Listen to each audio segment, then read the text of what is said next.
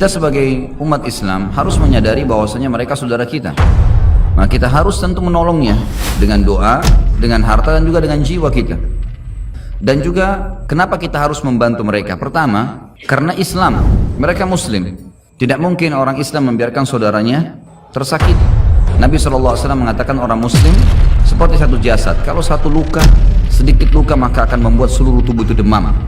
Wajar kita memikirkan saudara kita di sana, dan kita tidak bisa menerima penjajahan itu.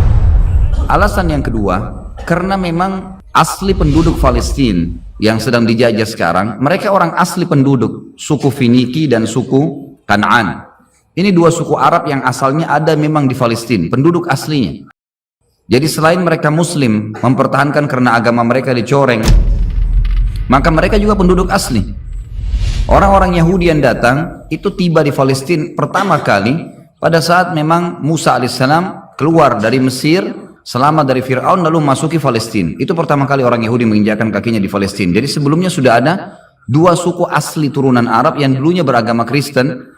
Pada saat suku Romawi atau kebangsaan Romawi berkuasa, setelah datang Umar bin Khattab di tahun 14 Hijri yang menguasai Palestina, maka pada saat itulah umat Islam menguasai wilayah itu, dan seluruh masyarakatnya masuk Islam kecuali sebagian kecil yang tetap beragama Nasrani.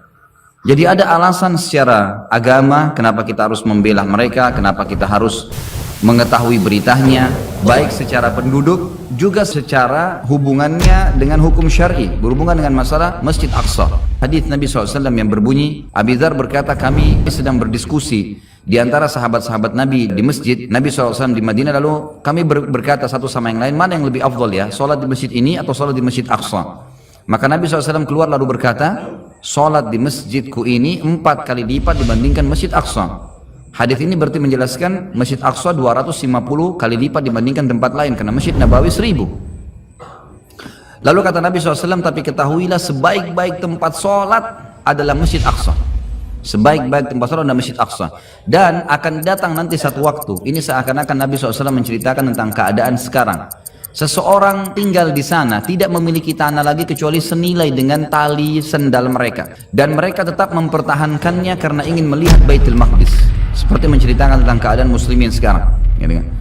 Lalu kata Nabi SAW, ketahuilah tanah sekecil itu pun di sekitar Baitul Maqdis, sekitar Masjid Aqsa, senilai itu pun tanah kita milikin di sana karena ingin melihat Baitul Maqdis, kata Nabi SAW, lebih baik daripada dunia dan seluruh isinya.